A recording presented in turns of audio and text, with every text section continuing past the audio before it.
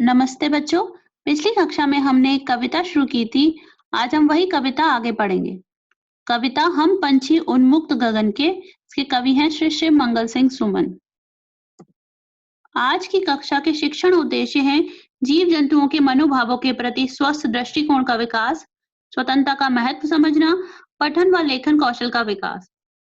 शिक्षण परिणाम होंगे पक्षियों का स्वतंत्रता के प्रति महत्व समझ पाएंगे, पक्षियों के खान पान व स्वभाव के विषय में जान पाएंगे।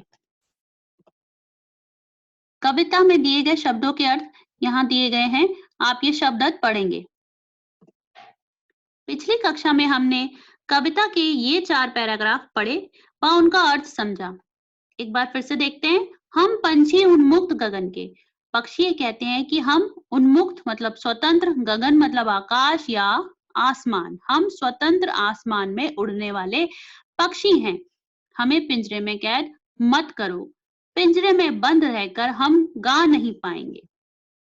पक्षी कहते हैं कि अगर हमारा पिंजरा सोने का भी बना होगा तब भी हम उसमें से निकलने का प्रयास करते रहेंगे और इस प्रयास में क्या होगा? कनक तीलियों से टकराकर सोने की सलाखों से टकराकर हमारे पुलकित पंख टूट जाएंगे। पुलकित मतलब कोमल, उमंग से भरे हुए पंख जो है वे टूट जाएंगे। आगे कहते हैं पक्षी, हमें नदियों का व झरनों का बहता जल पीना पसंद है। हमें अगर सोने की कटोरी में भी दाना अर्थात खाना दिया जाए तब भी वह हमें अच्छा नहीं लगता। हमें क्या अच्छा लगता है?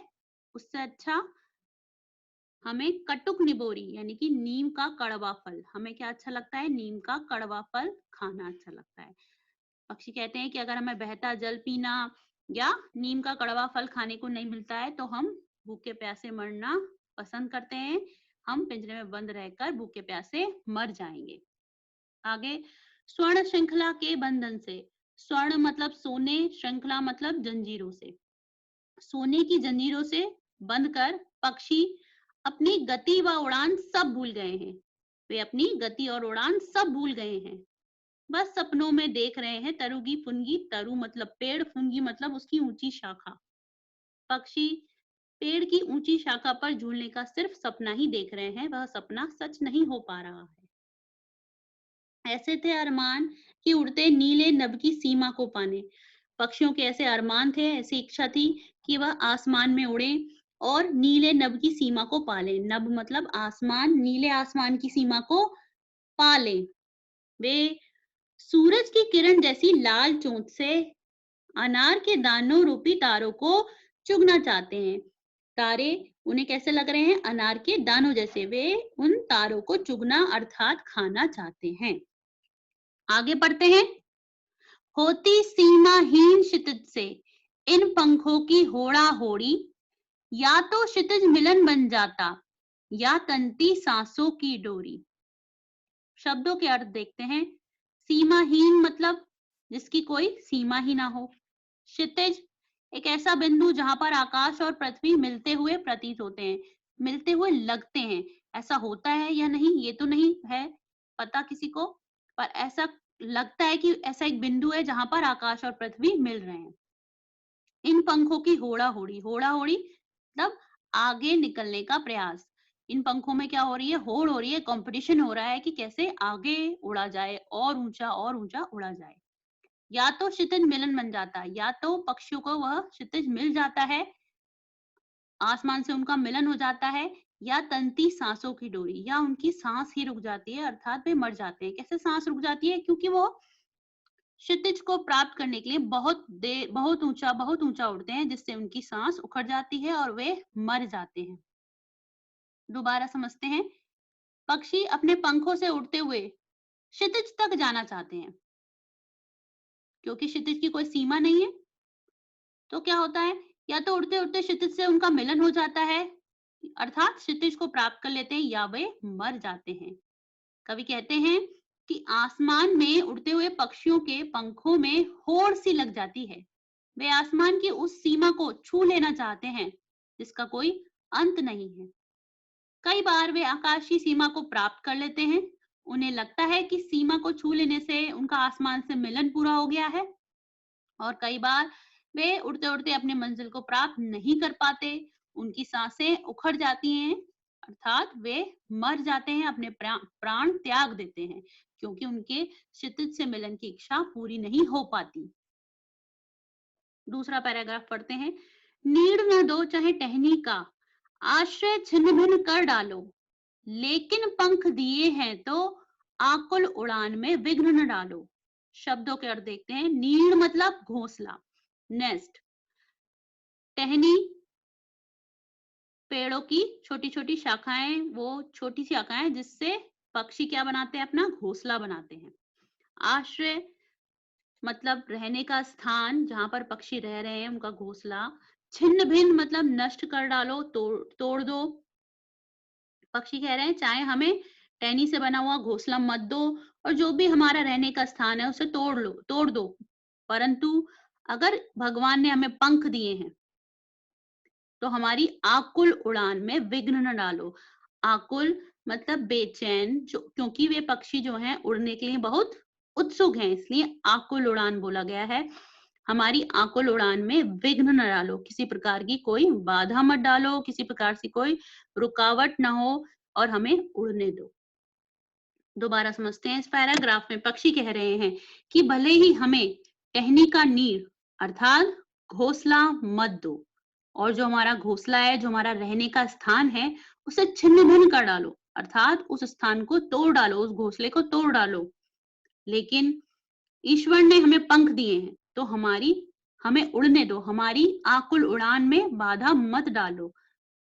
आकुल, बेचैन, जो उड़ने के लिए बहुत उत्सुक हैं, ऐसी उड़ान में विघ्न, बाधा ना डालो, हमें मत रोको, हमें खुले आकाश में उड़ने दो।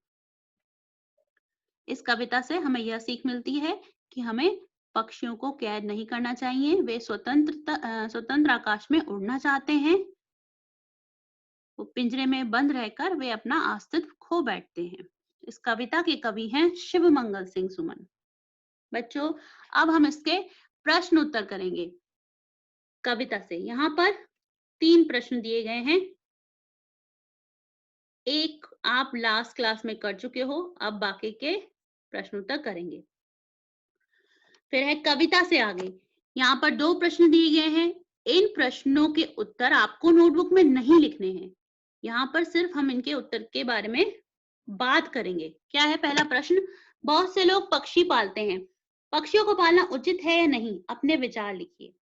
हमारे अनुसार पक्षियों को पालना उचित नहीं है।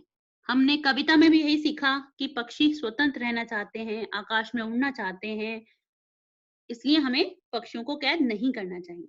दूसरा, क्या आपने या आपके जानकारी में किसी ने कोई पक्षी पाला हो, उसकी देखरेख किस प्रकार की जाती होगी?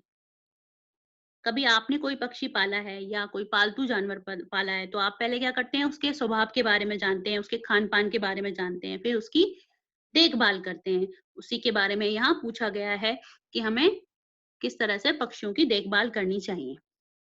आगे क्वेश्चन है, पक्षियों को पिंजरे में बंद करने से केवल उनकी आजादी का हनन ही नहीं, अपितु पर्यावरण भी प्रभावित होता है। इस विषय पर 10 पंक्तियों में अपने विचार लिखिए।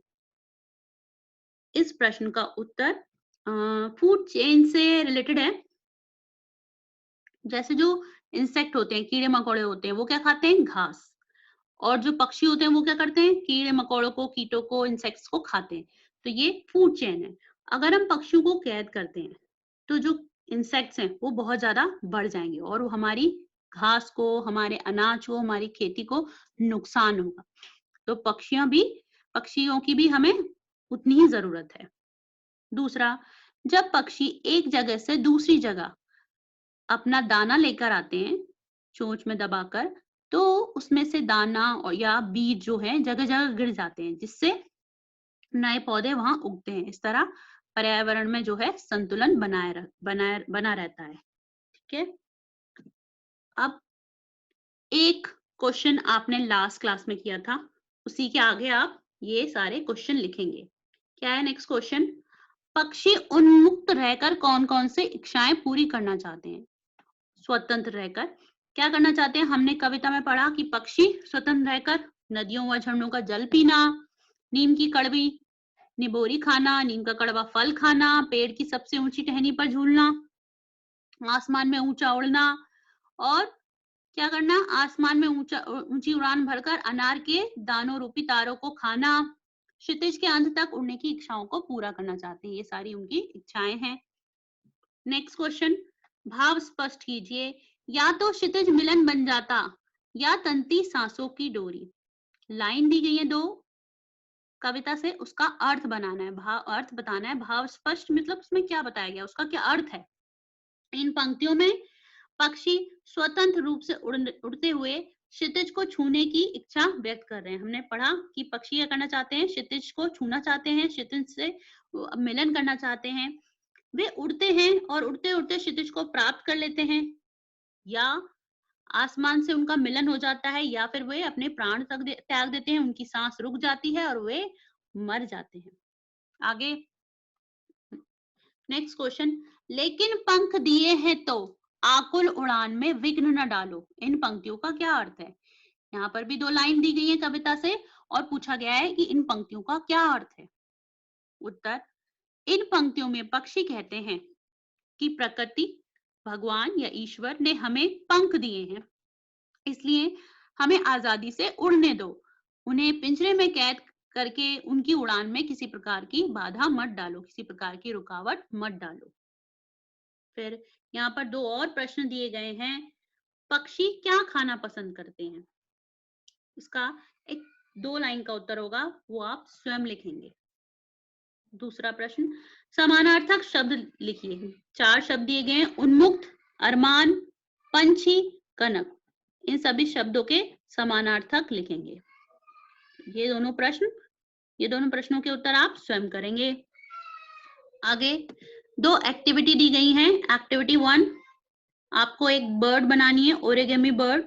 आप दिए गए लिंक का यूज कर सकते हैं और इस तरीके से ओरिगेमी बर्ड बनानी है। आगे इसका उत्तर आप अपनी नोटबुक में लिखेंगे।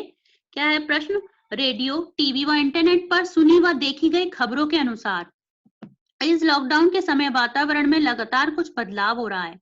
दिन प्रतिदिन वातावरण साफ होता जा रहा है, क्योंकि आजकल सब लोग घर पर हैं।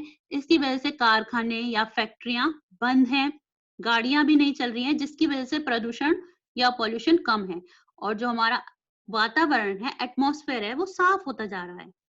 यह वातावरण पक्षियों के लिए किस प्रकार लाभदायक है। वैसे ये वातावरण जो है पक्षियों के लिए, हमारे लिए, जानवरों के लिए, सभी के लिए अच्छा है, सभी के लिए लाभदायक है, लेकिन पक्षियों के लिए किस प्रकार लाभदायक है, यह आपको लिखना है। और इस वातावरण को इसी तरह हमेशा साफ बनाए रखने के लिए हम क्या कर सकते हैं, हम क्या करें कि यह वातावरण इसी तरीके से साफ रहे। 5 से 6 पंक्तियों में अपने भाव व्यक्त कीजिए। आपको इसके ऊपर एक छोटा सा पैराग्राफ लिखना है अपनी नोटबुक में। इस कविता का बच्चों सभी काम पूरा होता है। धन्यवाद।